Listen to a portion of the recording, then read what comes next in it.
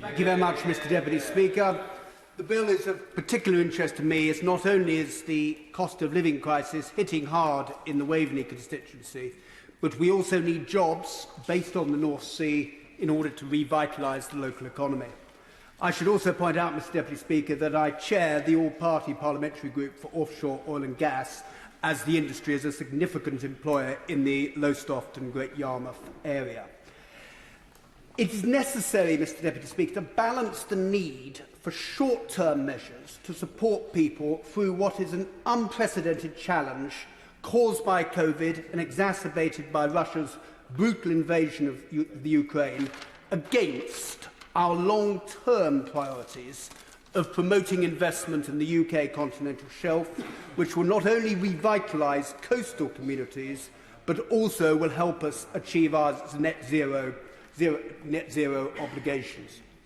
It's important to point out that those activities taking place on the UK continental shelf are not just the extraction of oil and gas, but also those emerging new lower carbon industries such as offshore wind, hydrogen production and carbon capture, utilisation and storage, all of which are inextricably linked. Mr Deputy Speaker, any levy on the oil and gas sector, if poorly thought through and poorly drafted, could have a negative impact on investment in these emerging industries that are so vitally important to our future. There is a concern that there is a lack of a coherent long-term energy strategy. This bill, printed on 5th July, in many respects conflicts with the energy bill published the very next day. The latter bill aims to boost the UK's energy independence and security, attract private investment, reindustrialise the economy and to create jobs through clean technologies.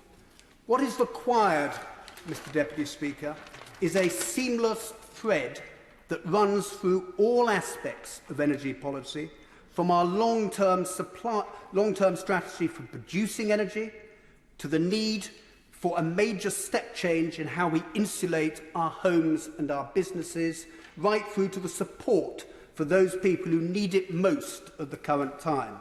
These latter initiatives should build on policies that are already in place, such as the energy price cap, the warm homes discount and the energy company obligation, and we should also look to add to them further with support such as a social tariff.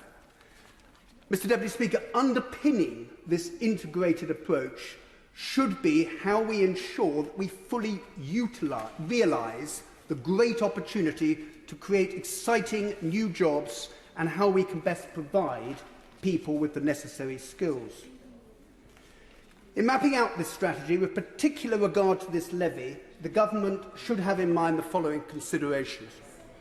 Firstly, the vital importance of not inhibiting investment in those decarbonised projects that will create jobs and help us meet our net zero obligations.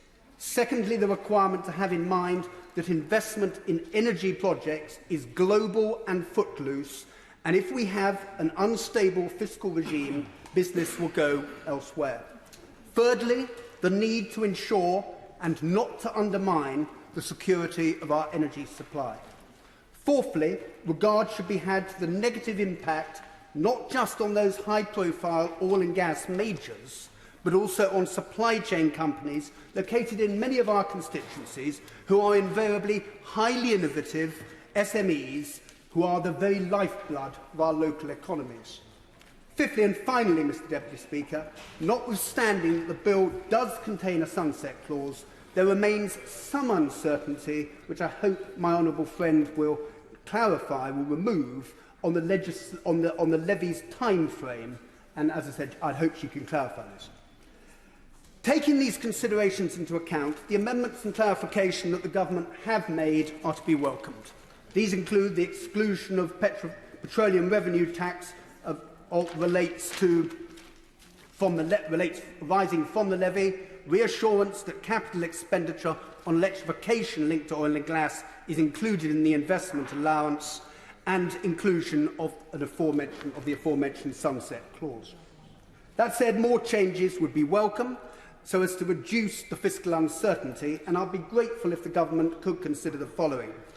So as to support the aforementioned SMEs, the introduction of a small profit allowance, allowing companies' small profits to be exempt from the levy.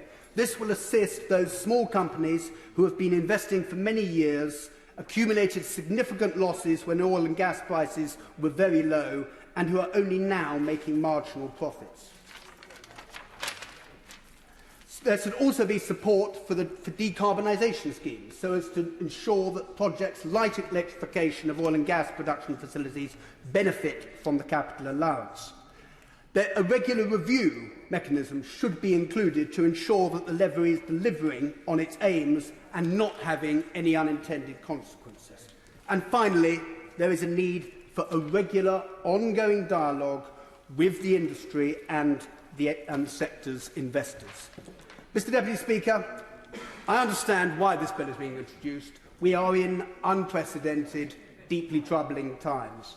But I am mindful that there could be unintended consequences that could undermine much-needed inward investment into the UK, particularly along the North Sea coast, which is so vital to the regeneration of towns such as Lowestoft. I would therefore urge the Government to do all that they can to address these concerns, and I hope that my honourable friend, the Minister, will be able to do this in her summing up. Thank you. Mr Flynn. Thank you very much, Mr Deputy Speaker. I think it would be remiss of me as an MP for Aberdeen South not to firstly reflect upon the fact that last week marked 34 years since the Piper Alpha disaster. Now, it's all good and well us in this chamber talking about the Energy Profits Levy Bill, but I think it's important that we reflect upon the sacrifices that so many have made